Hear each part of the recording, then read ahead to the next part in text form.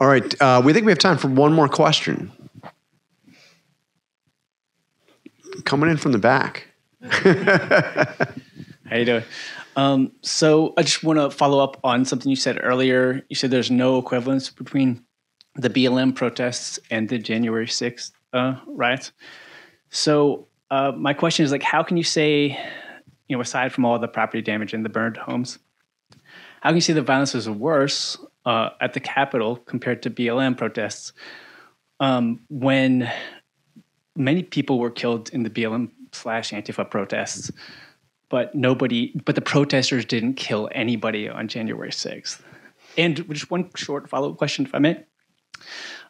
You mentioned in the book that the issue with misinformation on social media, which everyone would agree is an issue.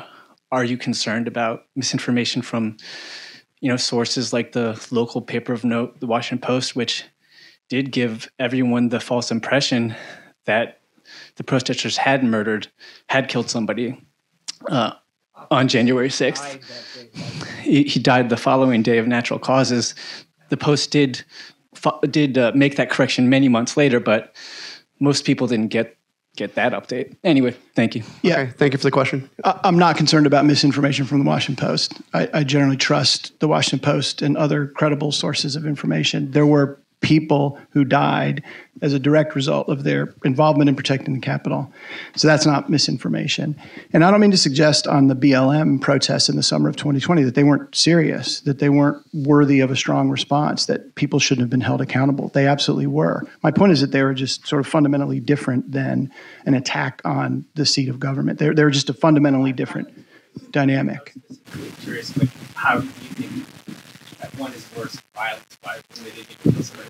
And I am curious, you say you trust everything in the Washington Post, and then you also say Officer Sicknick was killed associated to something that happened during the riot, but the Post itself followed up much later and said he died of natural causes. No, Brian, the medical examiner found that Officer Sicknick died as a result of exposure to the chemical agents and the stress of defending the Capitol, exacerbating a pre-existing condition. That's a legal conclusion that I trust, that the Washington Post didn't make up. No, I'm saying the Washington Post said otherwise. No. Okay, I think our time for questions is done. Thank you so much. Okay, all right. Thank you. Hey, I really appreciate you coming out and